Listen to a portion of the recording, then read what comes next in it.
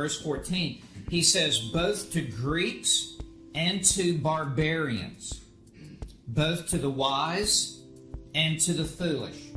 That's what we call parallelism. There's an A line and a B line.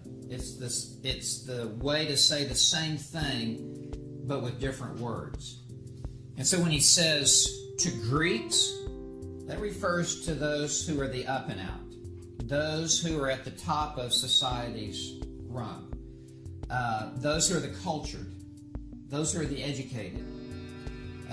The Greeks were the refined, the polished. The Greeks were those who loved the arts. The Greeks were those who had social graces and social skills.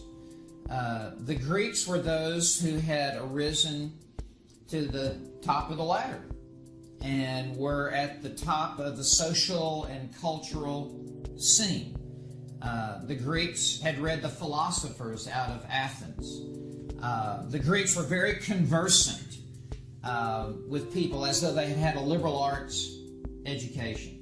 That's who the Greeks are. And Paul says, I'm under obligation to people who have ascended to the highest levels of society.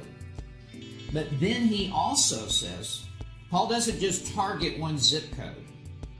Paul then also says to barbarians. That's the total antithesis. If the Greeks are at the top of the ladder, the barbarians are in the basement. The barbarians, you couldn't be any lower than the barbarians. The barbarians were crude. They were rude. They had no social graces. They had no polish. They had no learning.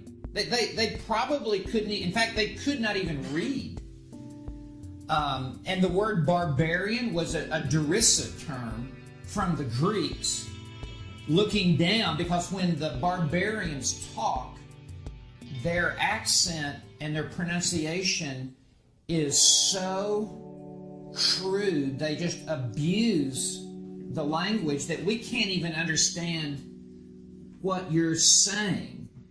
And so when they talk, it sounds like this. Bar, bar, bar, bar, bar, bar, bar, bar, bar. And that's where the word barbarian comes from. It's not even a word. It's just a mocking of people who have never even been taught how to read and write and speak to others.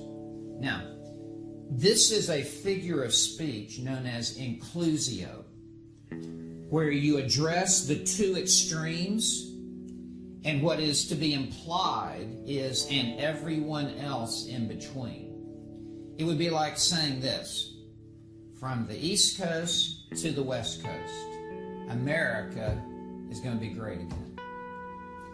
That implies not just New York and California, or that explicitly says New York and California, but it is implied in every flyover state in between, Kansas and Oklahoma and Texas and everything else. So when he says, I'm under obligation to Greeks and barbarians, he means not only the top rung and the bottom rung, but every rung on the ladder. In other words, everyone.